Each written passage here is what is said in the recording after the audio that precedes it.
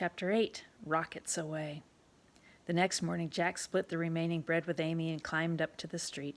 It was later than he'd started out the day before, and the day was already sunny and warm. The air had the memory of summer to it, maybe one last time before the chill of autumn. At home, he'd liked the autumn. The trees turned such beautiful colors, and the apples got shiny and juicy. Mama sure could make the best apple pies. But in the city, there were no trees to fill one's eyes with flaming reds and yellows. In the city, it was just gray and chilly, not the kind of crispness that made you want to take a deep breath and run and play. Autumn in the city just reminded him that he had no mother to bake apple pies, and he had no home to keep warm in during the cold, wet winter. And winter was surely coming. But today was sunny, and Jack felt better than he had last night. Maybe those Salvationists wouldn't recognize him. Maybe finding Mrs. Booth was the best way to find Uncle Sedgwick. That was what Amy expected him to do. His sister had made it very clear. "It's the most important thing," she'd said. "We can't stay down here in this cave." When Jack pointed out that he had brought her some bread, she'd said, "What's a hunk of bread, Jack? We don't have a home and winter's coming. You've got to find Mrs. Booth. Don't be doing anything else today." Now as Jack trudged along, he knew Amy was right, but he was feeling pretty hungry again. But where should he look? Finally, he ended up on the street with the pub where the man had paid him the day before. Maybe the owner would know where the Salvationists were, and maybe he could use some more help. Just once more, then he could get something to eat. Then he'd talk to Mrs. Booth.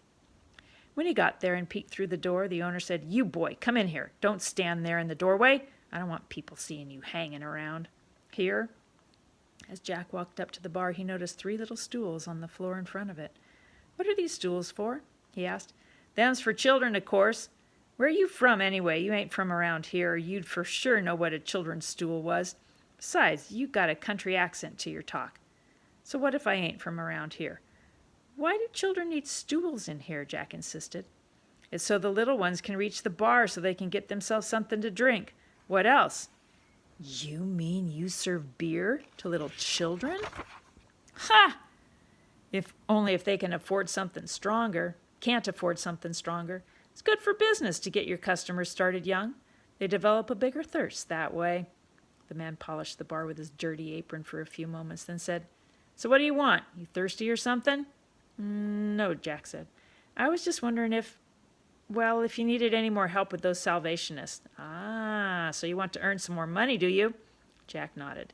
"Well, you go on over on Queen Victoria Street, about 5 streets down. Can't miss it. Big building with a sign calling it the Christian Mission. You hang around there, but not too close, mind you. You'll see some of the other boys about. Sooner or later, a bunch of them Salvationists will come marching out. You follow them at a distance until they set up for their show. Then let 'em have it. You got it? You were a pretty good shot yesterday. Just keep it up." "But how will you know how many hits I get so's to pay me?" "I got someone watching. Name's Jed. He'll keep track and report to me. You come by later and I'll pay you. But don't you come straight back here. I don't want no trouble. Understand?" Jack headed toward Queen Victoria Street, but it was well into the afternoon before he found the building. As he approached, he debated with himself whether to try and earn some money or go up to the door and see if Mrs. Booth was there. Maybe, he thought, they've already gone. But the question was decided for him when one of the other boys noticed him looking at the place and called him to come around the corner. "What you doing getting so close, mate?" "I thought they might have gone out already," said Jack. "Not yet, but you're going to give us all away, dummy," hissed the boy. "If they know we're waiting for 'em, they might not come out at all." "Forget him," said an older boy standing near. He don't know nothing. I'm Jed, Winslow's man. You heard of me, boy?" Jack nodded. Jed snorted. "Those Salvationists go out every day, rain or shine, whether we throw stuff at 'em or not. They believe it's their God-given duty to save the world." "Save the world?" asked Jack. "But I thought they were just trying to ruin people's business." "Oh, yeah. They got it in for people in the sin business," Jed smirked. "What's a sin business?" asked Jake. "Gin houses, white slavers, and the like," said Jed. "Tell you the truth, I'd just as soon they shut down the gin houses. My old man's a drunk, and he beats me every night he comes home drunk, which is nearly every night. So I say good riddance." "Then how come you working for Winslow?" piped up one of the younger boys. It's a way to get a few coins, Jed shrugged. Jack persisted. But what are white slavers? Don't you know what white slavers are? The younger boy leaned close to Jack's ear. They steal young girls. Yeah, said Jed. Kidnap's the word for it. Sometimes they even sell the girls to rich men over in France or Holland or Germany who want to buy a mistress. A kind of dread made Jack's stomach tighten. Isn't there some kind of law against kidnapping girls? And how do they get them over to Europe anyway? Somebody would see 'em. Law? There ain't no law that sticks. That's one of the things the Salvation Army's always yelling about, trying to get the government to stop the slaving. As for getting the girls over to Europe, that's easy. Jed was clearly enjoying his role of dispensing worldly wisdom. He lowered his voice. They drug 'em.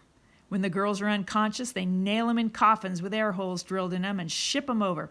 Ain't nobody ever asked to see a dead body inside a coffin, so no one ever knows that it's a live girl inside, except they ain't always alive. The knot in Jack's stomach got tighter. What do you mean? He demanded. Sometimes they drug the girls too much and they die, Jed said matter-of-factly. And sometimes they don't give 'em enough and they wake up before they get there. He paused for effect. What would you do if you woke up and found yourself nailed inside a dark coffin? Why, some of them girls go screaming crazy and some just plain die trying to scratch their way out. All the boys were silent as they considered such a horrible fate. Finally, one of the younger boys said, My cousin was kidnapped by a white slaver, and ain't no one ever heard from her since. Your cousin? Asked Jack. How old was your cousin? 13, but she looked older. 13, 14, it don't make no difference, snorted Jed. Those slavers will take any girl about that age. Just then they heard a familiar boom, boom, boom. The Salvation Army band was coming out. The boys stayed hidden until the band went marching down the street. Then they followed just out of sight. Along the way, they gathered things to throw. Jed picked up some stinking old bones that the dogs hadn't eaten. The other boys found some rotten tomatoes in a pile of garbage, which they loaded into a rag, gathering up the four corners to make a bag in which to carry them. Jack looked, but didn't see Mrs. Booth with the band. Good. After he got his money from Winslow, he could go back to the Christian mission and ask for Mrs. Booth. But Jack was thinking hard. If the Salvation Army was against those white slavers, wasn't it better to help them instead of fight them? But his growling stomach kept him following the band with the other boys. This time, the army went down near the docks where the ships loaded and unloaded. The docks were wide and stuck out into the water like big fingers. Warehouses were built on some of the docks. Others were just flat platforms to receive goods from the ships that would tie up between them. The boys stayed back while the Salvationists set up right at the beginning of one dock, with their backs to its warehouse. There was no ship tied up at that dock. The next dock was the flat type. On the other side of it was a huge, square-rigged merchant ship. Dozens of sailors and dock workers were preparing it to set sail. It was these men, across that narrow slip of water between the docks, that the Salvationists planned to sing and preach. Of course, there were plenty of people going back and forth along the street at the foot of the docks who would hear them too. That's where the boys stood behind several bales of cotton waiting for their chance to pelt the Salvationists. When the group was ready, one of the Salvationists picked up a megaphone to speak. It was General Booth himself. Somehow, as the boys had followed along, Jack hadn't seen Booth in the group. But there he was. Quickly, Jack looked to see if Mrs. Booth was also there, but he didn't see her. Then the general began speaking. Many people wonder why we call ourselves the Salvation Army. We're an army because we fight. We fight for the souls of men and women and boys and girls. We fight to release them from the shackles of sin and bring them to Jesus. We fight to bring them to that land of the pure and the holy. Listen to me, all you brothers who sail the 7 seas and work these docks. While women weep, as they do now, I'll fight. While little children go hungry, I'll fight. While men go to prison, in and out, as they do now, yes, I can see some of you know what I'm talking about. Well, I'll fight. While there is a drunkard left, while there is a poor lost girl upon the streets, where there remains one dark soul without the light of God, I'll fight. I'll fight to the very end. That's why we're called the Salvation Army. But before I tell you about Jesus Christ and how he can free you from sin, listen to this beautiful song sung by our 3 Hallelujah lasses and accompanied by the Charlie Fry and his Hallelujah band. As the band was getting tuned up, Jack's attention was distracted by a couple of sailors on the dock across from the Salvationists. One was holding a small torch as the other tipped over a crate and then wrestled it around. The first one bent down and was doing something with the torch. Then he stood up, threw the torch into the water, and both men started running. It was then that Jack recognized one of the sailors as the river rat he'd almost hit in the boat on the river that morning before. Suddenly, from the crate on the dock, there came a cloud of white smoke and the loud "sst" as something rocketed out of the crate across the water and landed among the Salvationists. Before the Salvation Army people could jump back, several more rockets flew in their midst. They were signal flares shooting right at the Hallelujah Lasses. As Jack watched, two of the women were hit directly by the flaming torpedoes, while other Salvationists jumped around dodging the flares as they landed among them. Soon there was a thick smoke everywhere. The last thing Jack saw was the two women who had been hit trying to put out their flaming clothes. Everyone on the street began to run. Jack and the other boys were running with them. People scattered in every direction, and Jack found himself alone. When he had no more breath to run further, he slowed to a walk. He was heading back toward the river cave. Why would those sailors do such a thing? Yesterday, Jack and the other boys had been throwing trash. It made a mess and might have left a few bruises, but those flares could have killed people. What was going on? As Jack climbed over the rail beside the river, he felt dejected. The afternoon would soon be over, and he still had not contacted Mrs. Booth.